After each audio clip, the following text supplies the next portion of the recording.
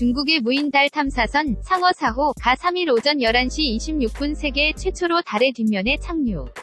인류의 달 탐사에 새로운 장을 열었다. 고 중국은 발표했다. 달의 뒷면은 지구에서 직접 보이지 않고 해명되지 않은 점이 많은 것으로 지하자원이 있는 것은 아닐까 생각되고 있기 때문에 2019년 은 우주 개발에서도 미국과 러시아의 패권 다툼이 격화하고 있다. 이날 일본에서는 3일 오전 5시 이전 시코쿠, 슈고쿠, 칸사이 등 서일본의 상공에서 불덩어리 같은 것이 떨어지는 모습이 다수 목격되어 큰 뉴스가 되고 있다. 당연히 이 두 사건은 관련이 있는 것이지만 실제로는 어떤가? 과학 저널리스트에게 이야기를 들었다. 전혀 관계 없습니다. 우연이겠지요. 소행성의 파편이나 오래된 인공위성이 대기권에서 다 탈 때 빛나는 거잖아요. 그렇지만 상어 4호가 대기권 돌입한 것은 더 이전입니다. 달의 뒷면을 탐사하고 있으니까. 너무 멀어서 떨어지지 않아요? 라고 부정되었다.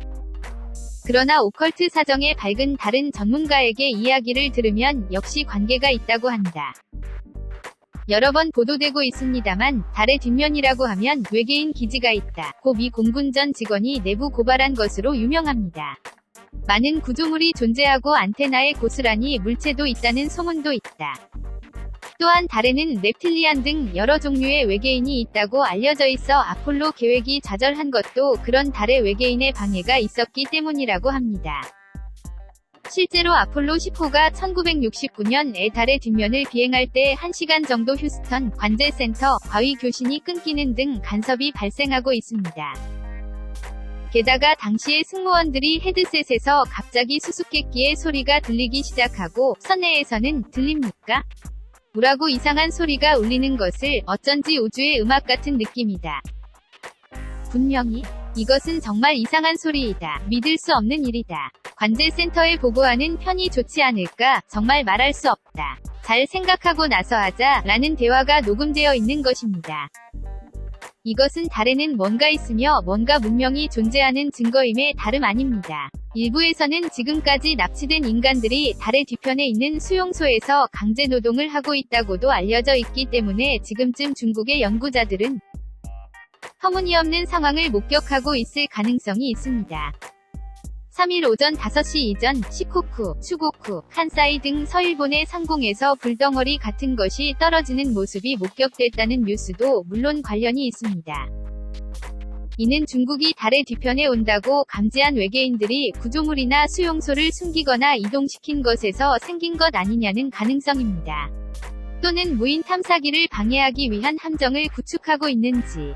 그렇게 생각하면 앞으로 달 뒷면의 탐사가 진행되면서 새로운 하늘의 이변이 일어날 가능성이 있을지도 모릅니다. 더 궁금한 것은 적중률 100%로 유명한 미국 원주민 호피족의 예언입니다. 곧 하늘에 있는 천국의 주거시설이 지구에 낙하, 충돌하고 제4위 시대가 종언을 맞이한다. 라는 예언은 하늘에서 인공위성이나 운석이 내려와서 지구에 큰 데미지를 주는 예언이 아닐까라고 알려져 있습니다만 이번의 불덩어리는 그 시작이 될 수도 있습니다. 어쨌든 우리는 2019년 지금까지 이상으로 하늘을 관찰할 필요가 있을 것입니다. UFO도 확실히 증가합니다.